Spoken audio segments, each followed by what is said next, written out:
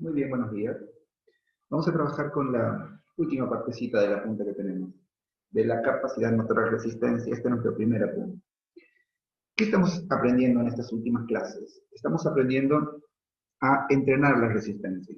Después de categorizarla, después de definirla, después de determinar su definición, después de saber que la resistencia es la capacidad motora que nos permite lograr una mayor resistencia a la fatiga y una mejor capacidad de recuperarnos orgánicamente. Esa es la importancia de la resistencia a nivel orgánico. Hemos estudiado sus características, la hemos clasificado, así como la tienen aquí en el proceso de entrenamiento. Los entrenadores somos planificadores, o sea que todo lo que estudiamos lo tenemos que poner dentro de un plan.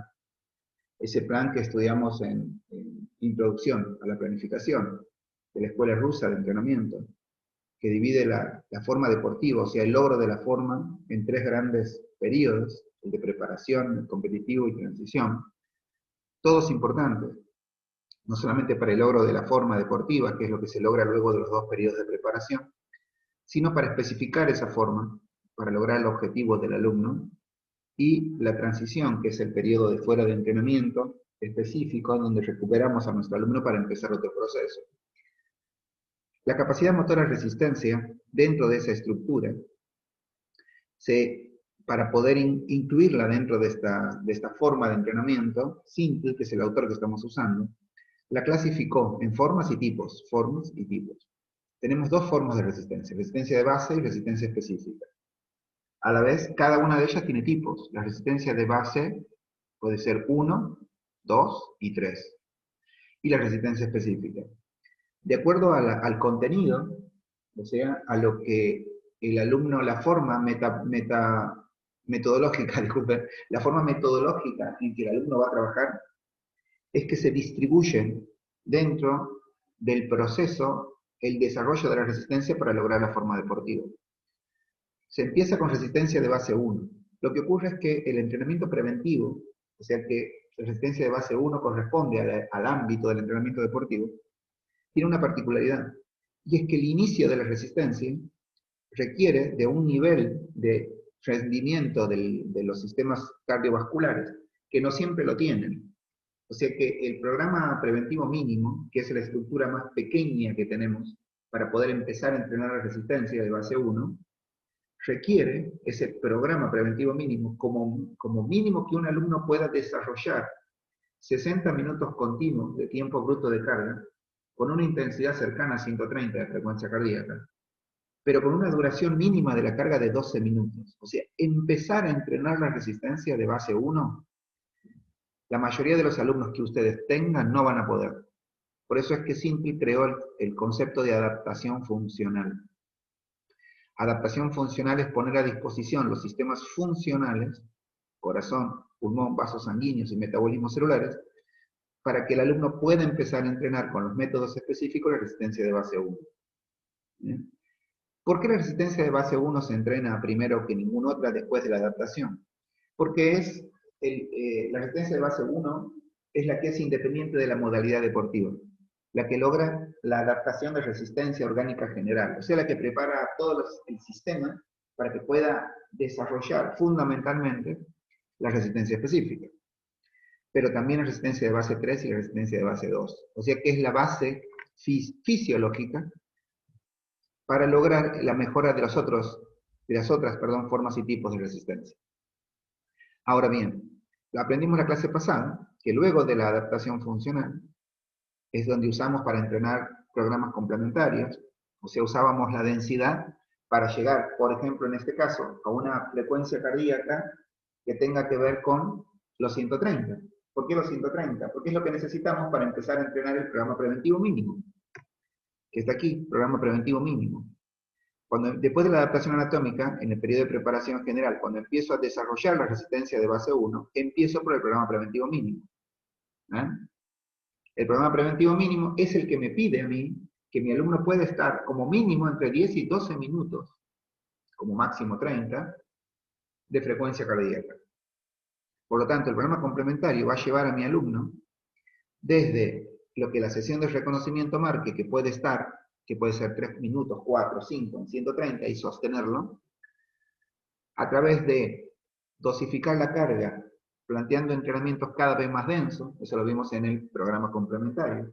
De hecho, en su apunte, cuando ustedes trabajan sobre el programa complementario, directamente Simple dice que en una posible carga continua de 30 minutos, al principio se trata de facilitar la carga continua de esa carga prevista, o sea, de esos 30 minutos.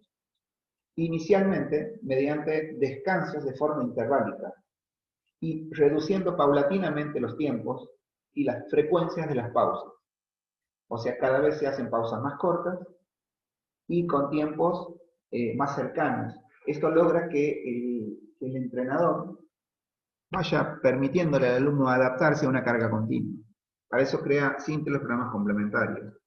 Obviamente que como el objetivo de la adaptación funcional es que el alumno llegue a su mínimo 10-12 minutos para poder trabajar el preventivo mínimo, el programa complementario es lo que utilizamos en la adaptación funcional. Pero no lo dejamos de utilizar.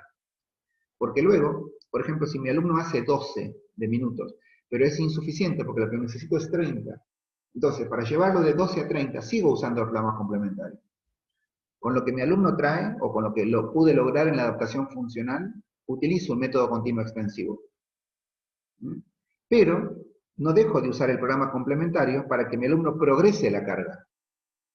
O sea, para que de 12 minutos pase a 15, para que de 15 pase a 20, para que de 20 pase a 25, siempre con la frecuencia cardíaca en 130.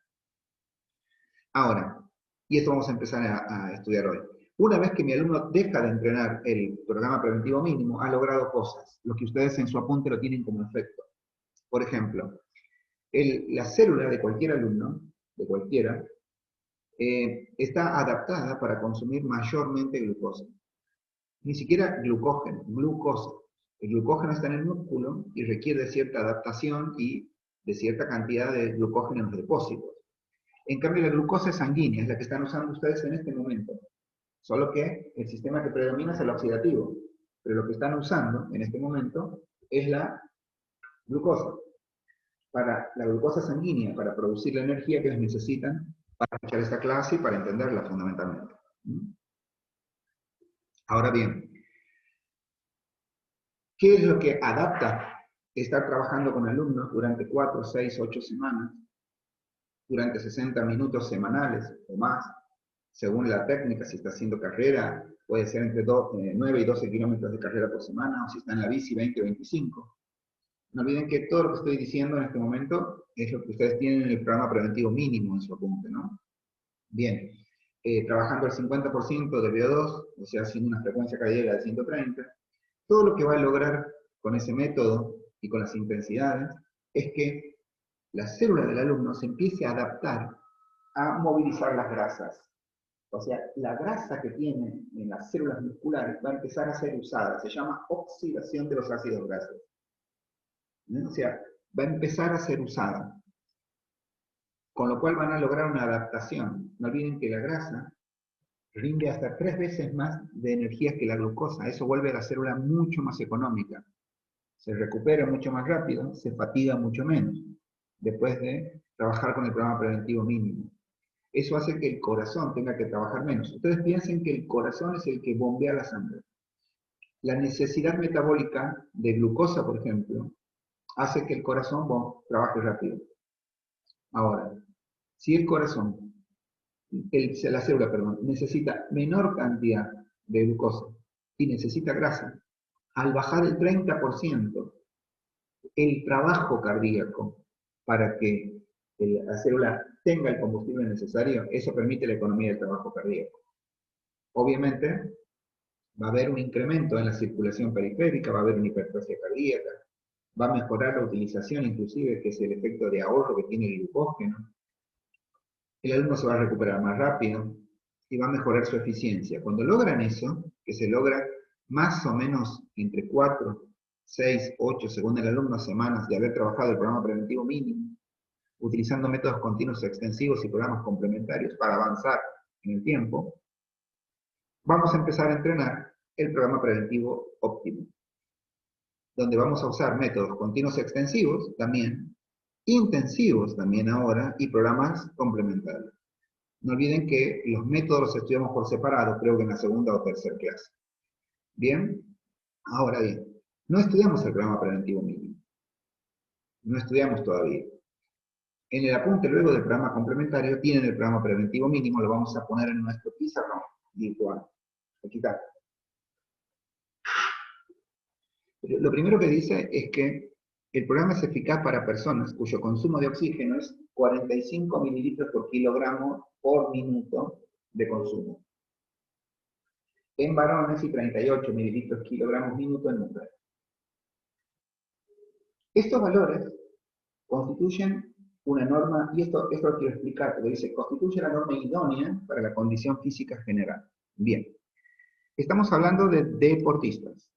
Así que estos valores que constituyen, dice, o sea, los valores de 45 en varones y 38 mililitros en mujeres, no es algo que el fitness se pueda dar ese lujo, podemos decir así. Muchas veces nosotros pasamos a un alumno en fitness de programa preventivo mínimo al óptimo, no porque logra estos valores de consumo de oxígeno, sino porque ya ha estado trabajando en el programa preventivo mínimo al menos 6 o 8 semanas. Es posible que el alumno empiece con un poco menos de consumo de oxígeno. Lo voy a decir en términos un poco menos técnicos y un poco más sociales, que lo puedan entender mejor.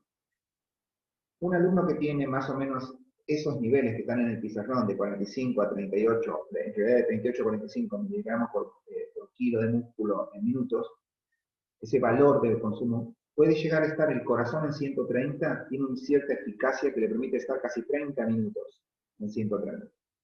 Y en algunos casos más. Los maratonistas tienen eso, los corredores de 21, algunos corredores de 10, de elite tienen esos niveles. Un alumno común, cuando ustedes lo lleven a la plaza, se van a dar cuenta que trotando, caminando, según el medio al que puede acceder, va a poder estar 3 minutos, 4 minutos, va a poder estar trabajando más o menos en 130. Después se le va a disparar la frecuencia cardíaca. Entonces ustedes van a tener que empezar con programas complementarios. Es posible que en 4 o 6, después de 4 semanas de adaptación y 4 semanas de desarrollo de resistencia de base 1, es posible que el alumno llegue a 12, 13 minutos. O sea, 12, 13 minutos, no 30. Ese alumno va a tener, obviamente si es varón, por debajo de 45 mililitros por kilogramo.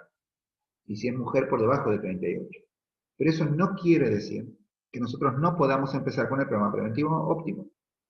Porque esencialmente los programas preventivos están pensados para adaptar al corazón y para lograr ciertos efectos.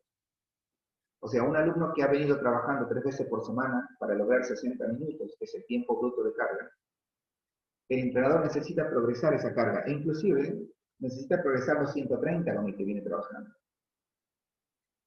Fíjense que el programa preventivo óptimo tiene de tiempo bruto de carga 180 minutos. O sea que un entrenador ya podría dejar de trabajar 20 minutos y empezar a trabajar 30, 40, hasta 60 minutos podría trabajar por día con el alumno. O sea, el alumno necesita progresar su carga a pesar de no ser un atleta. Porque la progresión de carga, al igual que la continuidad, son principios del entrenamiento. O sea, no se puede entrenar a un alumno sin progresarle la carga. Porque las cargas, si no, se van a crear monotonías de carga. O sea, van a tener un nivel de rendimiento que no le va a permitir al alumno mejorar. Entonces, si bien lo estudiamos, porque somos entrenadores, y aparte de alumnos de fitness, podemos en algún momento entrenar atletas, y porque ser entrenador implica poder entrenar a todo el arco de alumnos, lo cierto es que nunca hay que olvidar que la teoría pura, digamos, está pensada para los deportistas, y que nosotros empezamos entrenando a alumnos de fitness. Es muy importante que los alumnos de fitness también tengan progresión de carga. Entonces, si yo he tenido a un alumno trabajando las resistencias 3 veces por semana durante 20 minutos de fase de desarrollo, después lo tendría que pasar a 30 minutos, después a 40 minutos, después a 50 minutos diarios, o bien aumentarle un día de frecuencia, entrenarlo lunes y martes, y entrenarlo, dejar que descanse el miércoles y entrenarlo jueves y viernes. Al entrenarlo 4 veces por semana, entonces, como los volúmenes se calculan por semana, ustedes ya saben que los volúmenes en entrenamiento implican carga, y la carga semanal es una de las cargas mínimas que utilizamos los entrenadores, es la factible por el alumno. Entonces es necesario, muchas veces es necesario, que el alumno, si estaba entrenando 20 minutos, empiece a entrenar 25. Pero como tengo una posible carga de 180 minutos con este programa preventivo óptimo, entonces podría entrenar, por ejemplo, 25 minutos, pero 4 veces a la semana, lo cual va a ser 100 minutos, que después de salir de 60 minutos por semana a hacer 100, es aumentar 40 minutos, es progresar mucho la carga. Y también van a cambiar las intensidades, de ese punto de vista. Porque al trabajar, vamos a cambiar en el pizarrón, fíjese, al trabajar con el alumno al 70 o al 80%, entre el 70 y el 80% del consumo, estoy más o menos en frecuencias cardíacas de 150. El autor, Sintel, en este caso, también recomienda una forma de calcular. Dice, 150 de frecuencia cardíaca es la media.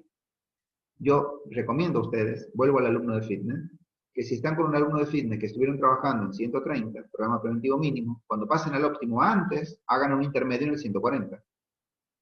O sea, si estuvieron trabajando al 50%, también trabajen al 60% antes de llegar al 70%. O sea, ustedes saben que uno de los principios pedagógicos del entrenamiento es el principio de accesibilidad. O sea, hacer accesible el proceso a los alumnos que están entrenando.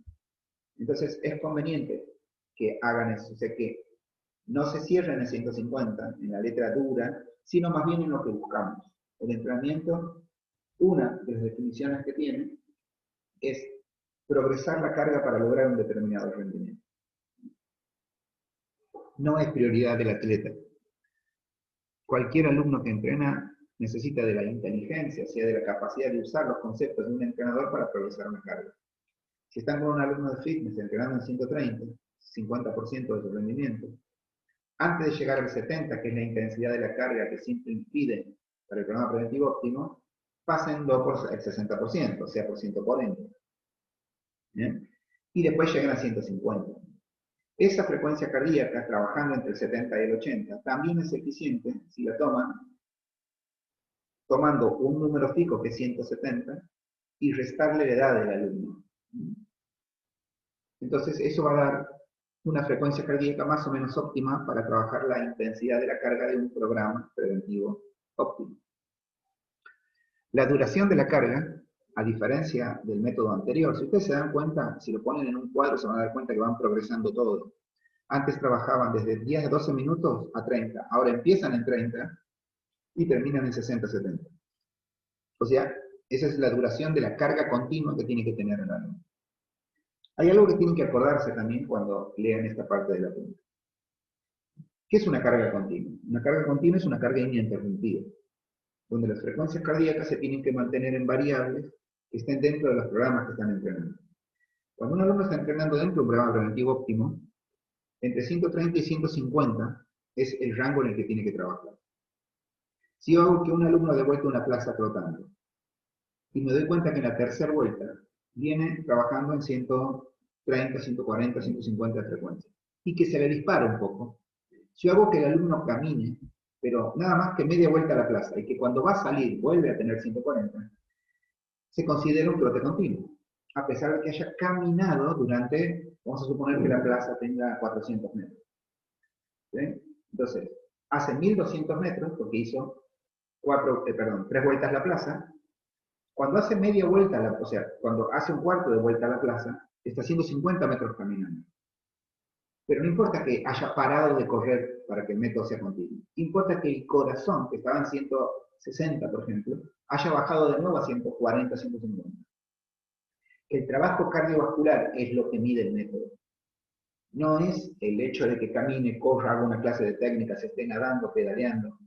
A mí en las clases me gusta decir, al corazón no le importa cómo ustedes lo mantienen en 150.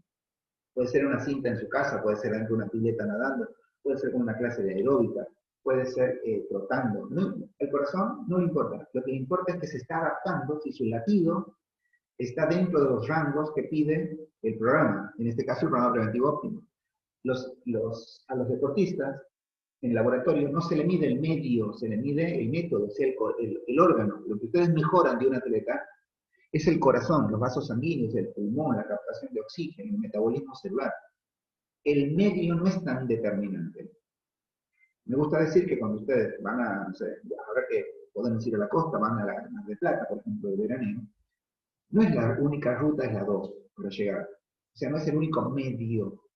Ustedes podrían decidir pasear, por ejemplo, directamente meterse antes por el camino de la costa y empezar, no sé, desde Pinamar a pasear hasta llegar a Mar del Plata. No hay ninguna duda que eligieron el camino más largo, pero porque quieren pasear.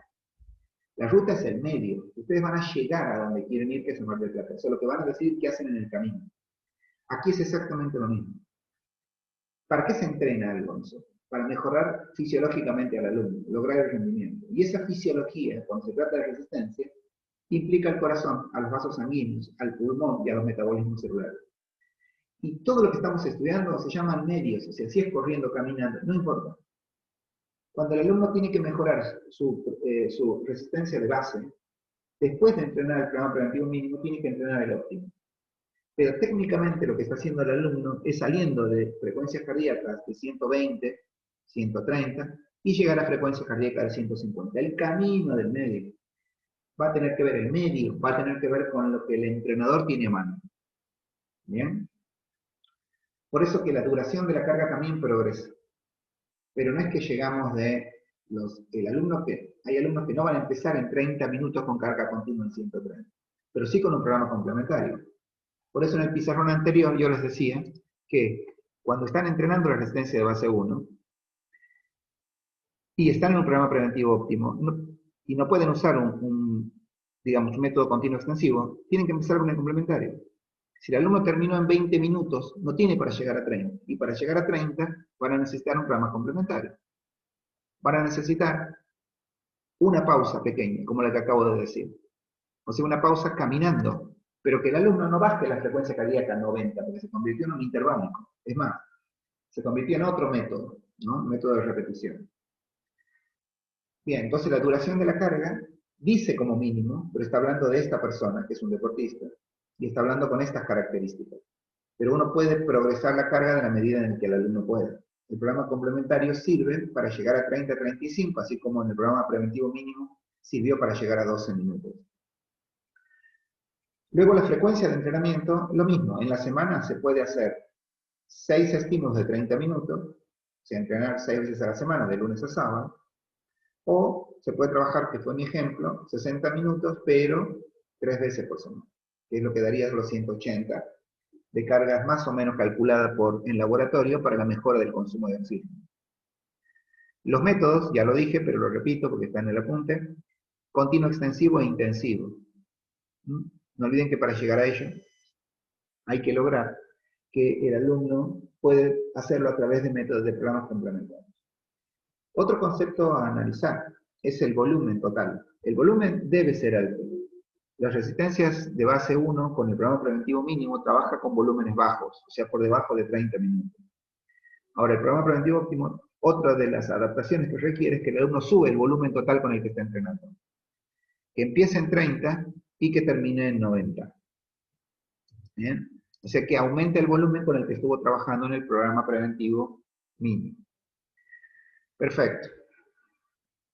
Así como yo dije al principio, que cuando entrenábamos el programa preventivo, una de las características que tenía entrenar el programa preventivo mínimo, para lo cual usábamos muchas veces el complementario, era porque lográbamos efectos fisiológicos. Voy a volver aquí, porque cuando ustedes se pregunten en tu casa y cuando estén estudiando, ¿qué es lo que determinó esta forma de proceso de entrenamiento? Es la búsqueda de la forma deportiva. Y son mejoras que se va haciendo a nivel biológico del alumno para que va progresando la carga. ¿Ven? Aquí están los métodos. Ahora, para que un método continuo extensivo con frecuencias cardíacas por arriba de 130, que es lo que pide el programa preventivo óptimo, se cumpla, el alumno no lo puede hacer si sus células siguen usando glucosa como combustible. Tienen que poder oxidar la grasa, ¿verdad? Si siempre se paga con frecuencia cardíaca, no sirve. El corazón ya tiene que tener una cierta economía de esfuerzo. Ya tiene que tener incrementada la circulación periférica para que no haya tanta resistencia periférica. Tiene que tener un corazón más grande. Y fundamentalmente, las células tienen que tener mayor cantidad de enzimas glucogénicas. Se tiene que tener más glucógeno, más ahorro de glucógeno. Y tiene que tener un mejor ritmo de recuperación, porque si no, de 2 veces por semana, ¿cómo entreno 3? ¿no? O cómo me recupero de 100 kilómetros, perdón, 100 minutos semanales si antes entrenaba 60. ¿Por qué? Y porque se supone, si lo estudian, se van a dar cuenta que el programa preventivo mínimo lo prevé. El efecto que tienen las cargas del preventivo mínimo los llevan a lograr esos efectos, todos los que nombré recién. Por eso es 130, como dicen las observaciones, de mínimo de trabajo. Por eso si no puedo, llevo a programas complementarios. Por eso el método que uso es extensivo. Por eso trabajo como mínimo 10 minutos. Después, es muy importante saber que tengo que entrenar más de una vez por semana. Los gastos energéticos son importantes porque tienen que superar los 90 kilocalorías semana. Por eso utilizamos los programas complementarios, para poder llegar al óptimo. ¿Y para qué queremos llegar al óptimo? Para seguir progresando, porque después tenemos que entrenar, fíjense, en la resistencia de base 3, después la resistencia de base 2, después la resistencia específica. Necesitamos una base más elevada de la que tenemos con los programas preventivos.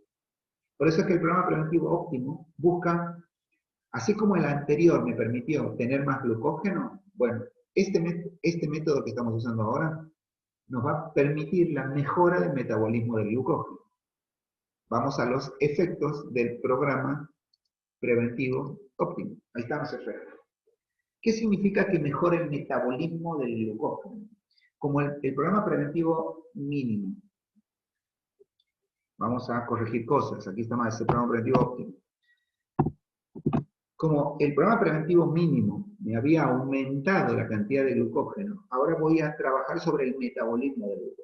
Cuando ustedes a la célula le exigen una intensidad más alta, de 130 pasan a 140, antes la célula, antes de hacer predominar el metabolismo graso, la célula va a necesitar trabajar al menos 15, 20 minutos con el sistema de los glucógenos, o sea, el sistema glucolítico.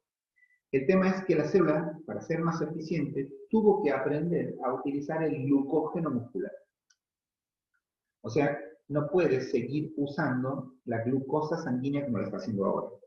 Para lo cual ya le aumenté el depósito cuando entrené el programa preventivo mínimo. Ahora voy a empezar a usar ese glucógeno.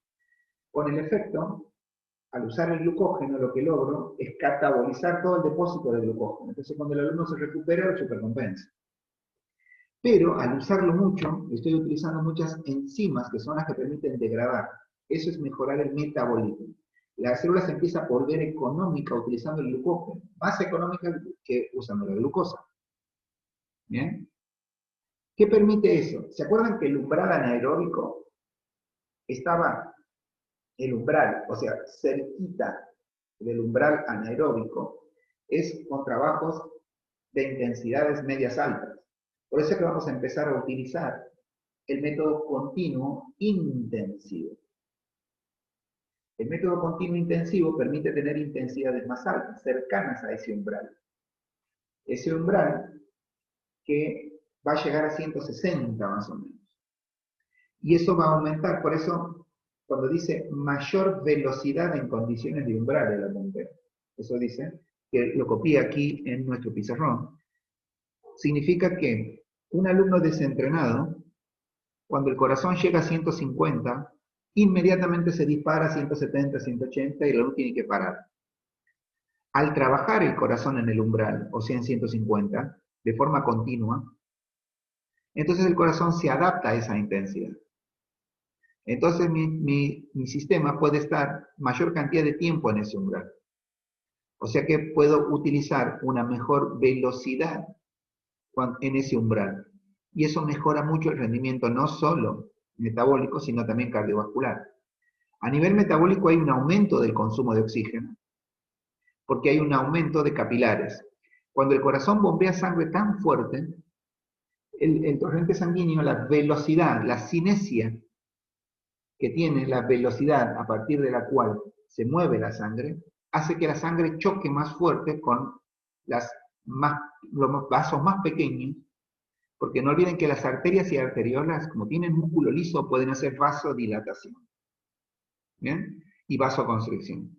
Ahora, los capilares no tienen musculatura lisa, por lo tanto dependen de la presión de la sangre. Eso es lógico, piensen ustedes que como si fuera una canilla, a mayor presión, más rápido viaja el agua por, en este caso, la manguera. Bueno, aquí cuando más fuerte presiona el corazón, más rápido va por los vasos sanguíneos de la sangre y con más fuerza llega a los vasos que se llaman capilares, que son los que entran a las células y a los tejidos. Entonces se abre el capilar y eso permite que el incremento de capilares y mejora del rendimiento cardíaco. O sea que la cantidad de capilares que tiene un tejido son las mismas. Pero no es lo mismo bombearle 3 litros de sangre, con la cual la presión sanguínea baja, el capilar no se abre. En cambio, si la presión sanguínea está arriba de 120, 130, 140 de frecuencia, o 150, que es lo que pide Simple, entonces la presión de sangre va a ser mucho mayor y los tejidos y las células particularmente se van a capilarizar. Es decir, que van a incrementar los capilares y van a mejorar el rendimiento cardíaco. Obviamente, eso va a permitir el retorno venoso a una hipertrofia cardíaca. ¿Por qué? Y la hipertrofia cardíaca se da en dos estadios. Uno, porque vuelve mayor cantidad de sangre. El corazón, cuando late más rápido, bombea más sangre. Por lo tanto, vuelve más sangre al corazón. Carga más sangre y se vuelve más voluminoso. Pero también hay un incremento, poco, pero lo hay, de la fuerza del músculo. ¿Por qué digo poco? Y porque en realidad los que mejoran la fuerza del músculo son los métodos interválicos, que son los que trabajan dentro de la anaerobia. ¿Bien? Entonces hay una hipertrofia cardíaca, y es en realidad por la cantidad de sangre que pone el corazón en el sistema cuando trabaja con intensidades por arriba de 130. Como la célula está trabajando metabólicamente con glucógeno, entonces está produciendo mayor cantidad de ácido láctico. No olviden que la glucosa 6-fosfato, cuando vive el proceso de glucólisis, tiene 3 efectos. Obviamente produce 3 ATP. Y ahora la célula los usa, porque el ATP viene del glucógeno en este método. En este programa, perdón, que es el preventivo óptimo. Entonces mejora eso. Claro, al haber mayor cantidad de ácido láctico dentro de la célula, y la célula al seguir pidiendo la oxidación de ese ácido pirúvico, entonces el núcleo de la célula aprende a tratar al ácido láctico o al lactato. Lo empieza a tratar, lo convierte en sustancias intermedias, como por ejemplo agua, o como por ejemplo otras sustancias intermedias, como bicarbonato de sodio, por ejemplo. A ese proceso se le llama remoción del lactato. O sea, se remueve el lactato porque o se lo cambia de configuración para que no acidifique el medio, y eso permite que el deportista esté, o la persona, mayor cantidad de tiempo sin fatigarse, o bien lo pasa a la sangre, lo remueve. O sea, no deja el ácido láctico o el lactato, no lo deja dentro del citoplasma. No olviden, lo estudiamos en el apunte teórico, eso acidifica el medio. Entonces, la remoción del lactato lo que hace es permitir que el alumno pueda tolerar mejor una carga con intensidad. Estos son los efectos que logra trabajar con este método. Y por último, el último efecto que Simple marca hay un mayor mantenimiento de la intensidad elevada en esfuerzos prolongados. Esto es muy importante porque el alumno que empieza entrenando, que no se podía mover más que 12 minutos en 130, no solamente está ya corriendo alrededor de 40, 50 minutos, sino que aparte lo está haciendo de una manera más rápida, con una frecuencia cardíaca más elevada, más cerca a los 150 en el umbral aeróbico. Y esa intensidad él la puede soportar más tiempo. ¿Por qué? Porque si este programa a mí me permite producir y remover el lactato, la célula no se acidifica tan rápido. A la vez, el método produce una mayor cantidad de ácido pirúvico, porque el glucógeno muscular lo utilizo y la glucólisis se hace cada vez más rápida. Tengo mayor cantidad de enzimas glucolíticas, que son aquellas que me permiten las 10 reacciones químicas invariables. Producir significa que mis células tienen mayor cantidad de hidrógenos y también de transportadores de hidrógeno. O sea, vuelvo muy eficiente a todo el sistema glucolítico. ¿Qué permite eso? Aumentar la intensidad cuando voy a hacer esfuerzo prolongado, porque eso es un método continuo, y fundamentalmente fatigarme menos. Efectos del programa preventivo. Cuando el corazón de mi alumno, y voy a volver a mi pizarrón anterior para repasar lo que estoy diciendo, a este pizarrón, una vez que mi alumno ha sido capaz de mejorar sus condiciones de rendimiento cardíaco, de sus vasos sanguíneos, del pulmón, del metabolismo con con programas en el programa preventivo mínimo, con métodos continuos. Luego, progreso esa carga con un programa preventivo óptimo. Si ustedes suman las dos cosas, van a tener un organismo, después de estos dos programas preventivos, van a tener como efecto una célula que ya utiliza más la grasa que la glucosa, pero si utiliza glucosa no utiliza la sanguínea en el ejercicio, sino el glucógeno, que es mucho más eficiente. Eso le permite mayor tolerancia. Produce mayor cantidad de ácido láctico, la célula, y no solamente eso, sino que aparte lo utiliza mejor y lo remueve rápido. Y encima eso le permite a la célula tener más ácido pirúvico, con lo cual trabajar más con el metabolismo oxidativo y empezar a usar la grasa de manera eficiente. Todo eso logra entrenar de manera coordinada los programas preventivos para desarrollar la resistencia de base 1. El alumno fisiológicamente está listo para pasar la resistencia de base 3, que es la cíclica, que es la que vamos a estudiar en la próxima clase, y la resistencia de base 2, solo que esa ya va a ser en el otro momento, en el periodo de preparación especial, porque la resistencia de base 2 es propia de la modalidad deportiva. O sea, cuando entrenamos la resistencia de base 2, ya estamos entrenando con el medio, ya no es general, estamos entrenando con el medio del fin, o del deporte que hace el alumno. En cambio, la resistencia de base 3 se entrena, si bien la vamos a estudiar al final, porque primero estudiamos la resistencia de base 2 en la próxima clase, pero la resistencia de base 3 se entrena, esta resistencia de base 3 primero, porque también es distinta a la resistencia de base, la resistencia específica sería. O sea, es la acíclica, la 2. Y después la 3, perdón. Después está la 2 y después está la resistencia específica. Bien, eso es el programa preventivo óptimo. Los metodólogos, cuando publican sus métodos, nos dan otras herramientas que nos permiten entender ese método. Por eso es que después de los análisis de laboratorio, cuyas conclusiones, en todo caso siempre, están dentro de los conceptos que analizamos aquí, la investigación de laboratorio siempre nos plantea los componentes de la carga, ¿ven? Componentes de la carga, que son los que luego utilizamos los entrenadores de manera técnica.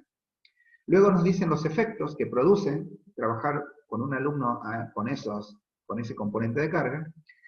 Pero por último, lo hicimos en el programa preventivo mínimo, lo vamos a hacer también en este, que es el óptimo, nos dan observaciones, que son, y se llaman tal cual, ellos mismos en sus hojitas, los investigadores, anotan observaciones, o sea, mientras el deportista está trabajando, ¿qué observan? ¿Qué ven?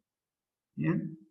Primero, se dieron cuenta que Israel, en 1983, citando Smith, plantea que la frecuencia mínima en estos alumnos se la puede calcular directamente, ya lo vamos a ver luego, con el pulso.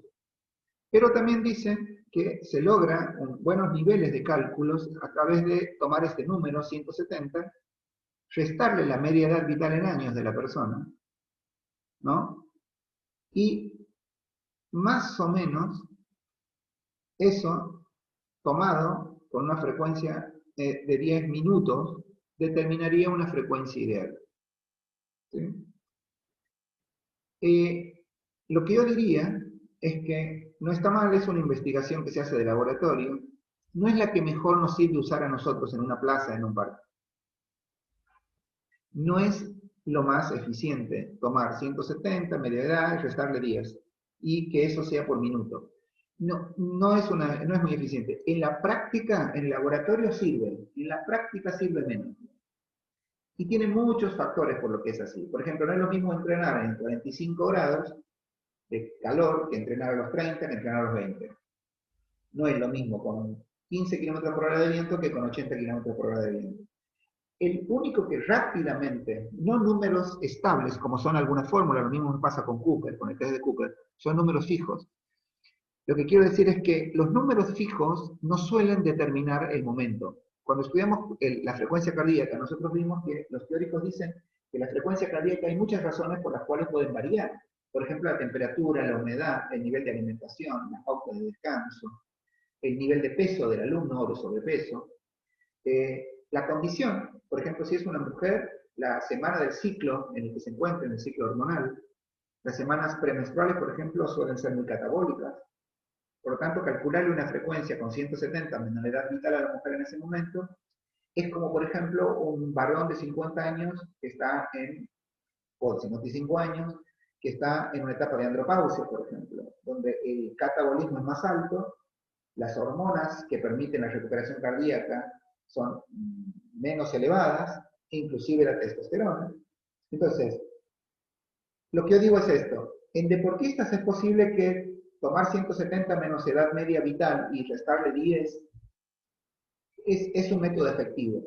Lo estudiamos, insisto, porque está publicado, es de Israel, está publicado, Israel es un autor, 1983, trabajó con una base de trabajo que había hecho Smith de Campo, estudiamos, sabemos que existe, la utilizamos si es necesario, pero en la práctica, cuando ustedes van y toman las frecuencias cardíacas manuales, ¿no? No olviden que también tienen un debido estándar bastante alto los cardiotacómetros o los relojes que miden la frecuencia cardíaca, no son tan exactos, entonces es mejor tomar el pulso directamente, ya lo vamos a ver eso al final de la clase. Es lo mejor, porque el pulso de un alumno me está diciendo cómo está rindiendo el alumno en ese momento, sin números exactos, como 170 menos media de edad vital del alumno. Y por otro lado, y esto no es algo que nos vamos a meter hoy, sí un poco más adelante, tiene que ver con la edad en años de las personas.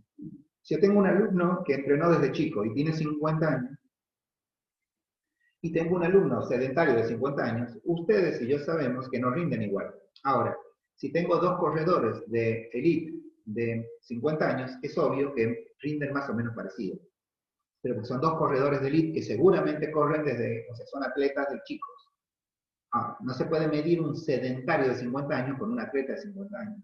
Entonces, la edad o media edad vital en años no me parece que sea efectivo cuando el alumno es de fitness o es un alumno que no es un atleta profesional, sino simplemente es un alumno que viene a mejorar su condición de salud o que viene a mejorar su rendimiento medio-bajo, pero no es atleta.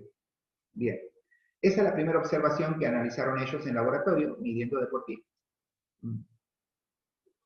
Después, esto es muy importante porque la mayoría de las personas entienden que mal el concepto de intensidades para mejorar el metabolismo de las grasas. Y aquí voy a hacer dos observaciones. Primero, explico lo que dice el apunte. El apunte dice que para conseguir unas condiciones favorables para el metabolismo de las grasas, esto es muy tramposo en fisiología y ahora explico el porqué, se requieren un mínimo de 2 a 4 horas de volumen de carga por semana. Lo óptimo sería 3 horas por semana. Dos cosas le dije que iba a decir. La primera, fíjense la importancia de la carga. O sea, si un día me encantó porque está divino, 25 grados, estoy de vacaciones y me voy y camino una hora. ¿Sí? Pero el otro día amanece nublado y digo, ay, no me da pereza, no voy a caminar. Al otro día tampoco. El jueves, oye, vamos a suponer que sea un lunes. El jueves voy de nuevo. Y así. En la semana activa, son 7 días la semana, o sea que podría ser. Si junto en total 3 horas, buenísimo. Entonces estoy mejorando el metabolismo de las grasas. No. ¿Por qué? Y porque le falta algo a esto, que tiene que ver con la intensidad. No olviden que esta observación está dada de un método programa preventivo óptimo. No lo tomen como una generalidad. Es una observación de laboratorio en una célula que trabajó, me voy a ir de nuevo para que lo vean, que trabajó en frecuencias cardíacas más o menos entre el 70 y el 80 de su consumo, 150, 140, 150, en condiciones de umbral, mínimo 30 a 35. Es más, se miden normalmente no en el mínimo, sino cerca del máximo, 45, 50. Que hizo o 6 estímulos de 30 o 3 de 60. Que trabajó con volúmenes cercanos al 70 minutos. O sea, corazón en 140 y 150, con estímulo, no ir a caminar a 100 de frecuencia cardíaca. Eso no mejora el metabolismo de las grasas. O sea, que para que mejore el metabolismo de la grasa, no solo se tiene que dar el tiempo óptimo, sino el tiempo óptimo con los componentes de la carga que están en el pizarrón anterior. O sea, con estos componentes de carga. Si no es fácil, digamos. El metabolismo de la grasa se empieza a mover a los 30, a los 130 de frecuencia. pero sí utiliza de manera efectiva cerca del umbral, o sea, 140 a 150. Aclaro eso. Eso es lo segundo que quiero aclarar. Todos los alumnos quieren mejorar el metabolismo de la grasa porque consideran que esa es la parte aeróbica que gasta o que los hace bajar de peso. No es tan cierto eso. Para que un alumno baje de peso, aparte de cambiar el hábito alimentario, tiene que cambiar las pautas de descanso y tiene que tener cierta adaptación a la resistencia para poder trabajar al menos 25-30 minutos con el corazón en 140-150. Allí sí tiene sentido entonces si yo hago lunes un trabajo de 1 hora con mi corazón en 140, el miércoles también y el viernes también, listo, ahora sí. Ahora sí han favorecido el metabolismo de las grasas. Pero intenten hacerlo ustedes antes de hacerlo a un alumno y van a ver lo difícil que es sostener el corazón en 140 durante 30 minutos. Bien, otra observación que dieron ellos. No olviden que las observaciones son del programa preventivo óptimo, ¿eh? O sea, con todos los componentes de la carga que estudiaron en el pizarrón anterior. Desde la perspectiva de desgaste, dice energético, se calcula una proyección óptima cuando se convierten unas 3.000 kilocalorías por semana con tareas aeróbicas. Esto sí es importante, porque muchas veces se simplifica el desgaste medido en kilocalorías de un trabajo aeróbico o de cualquier tipo de trabajo físico. Vuelvo a decirlo. Es tal cual. Si ustedes quieren poner 3.000 kilocalorías, pónganlo y pónganse contentos, dado que la mayoría de los alimentos, o sea, de las cargas alimentarias que tenemos en casa, son más o menos 2.000 kilocalorías por mujer y 3.000, 2.500 en varón. Y muchas mujeres y varones que viven a dieta comen por debajo de 2.000 kilocalorías, ¿no? Que serían 4 comidas racionales, 5 en el día. Sin comidas saturadas en grasa y sin comidas muy calóricas, hipercalóricas, perdón, ¿no? Guisos, en mi provincia serían locros, lechones, adobados. Pero aquí que se comen churrascos, ensaladas, en el Gran Buenos Aires, en Capital Federal, según el lugar del país en el que estén. Ustedes, cualquiera de ustedes está estudiando en el campo, cada comida tiene 4.000 calorías, ¿no? Pero también así se desgasta trabajando en el campo. Pero bueno, insisto, depende de dónde estén escuchando esta clase. Pero les doy esa referencia. Ahora, 3.000 kilocalorías si hace ¿qué? Todos estos componentes de estímulo. Y no olviden que antes de soñar con hacerlo, lo estaríamos haciendo en práctico, si es que estuvieran en la escuela de manera presencial, vayan a una plaza, pongan el corazón en 150 y que no se dispare y traten de estar no 60, 30, 15, 20 minutos. Van a ver lo difícil. O sea que necesita cierta adaptación el metabolismo para que se dé este desgaste energético por semana a nivel calórico. ¿Bien? Y por último, los estudios en fisiología han demostrado que la frecuencia de entrenamiento debe ser como mínimo de 3 sesiones por semana para conseguir un efecto óptimo. Eso es muy, muy importante, porque muchos alumnos diluyen mucho la carga. Eso no está mal en el programa preventivo mínimo. El programa preventivo óptimo, una de las adaptaciones que tiene es que el alumno aprende a entrenar mucho y alta intensidad. Alta intensidad aeróbica es arriba de 140. Baja intensidad, no olviden que la intensidad aeróbica máxima es cuando llegamos al umbral, que son 160. 140, 150 y 160 es una intensidad aeróbica alta. 130, 120 y 110 es intensidad aeróbica baja. ¿Bien? Pero para que la intensidad se cuente como óptima, o sea, como tal, tiene que ser pareja. Por eso los programas complementarios. O sea que no es solamente correr 10 vueltas a una plaza o 30, sino que la intensidad con la cual están corriendo, o sea, paren cada 10 minutos y tómense la frecuencia cardíaca. Tiene que ser muy parecida. Si están corriendo en 130, que es intensidad baja, tiene que el corazón marcar 130 a los 10 minutos, 130 a los 20 minutos, 130 a los 30 minutos, 130 a los 40 minutos. ¿Sí? Si están trabajando en 140, bueno, también lo mismo. 150, lo mismo. Eso se llama carga continua, de continuo constante, que es la forma en la que se miden, o la que miden en el laboratorio, todas las variables son las que determinan las observaciones que los metodólogos hacen. ¿Bien? Por último, algo que lo dije en la clase algunas veces, que lo pongo en el último, en la última área del pizarrón, tiene que ver con el control de la intensidad de la carga. Lo dije al pasar. ¿Cómo se controla?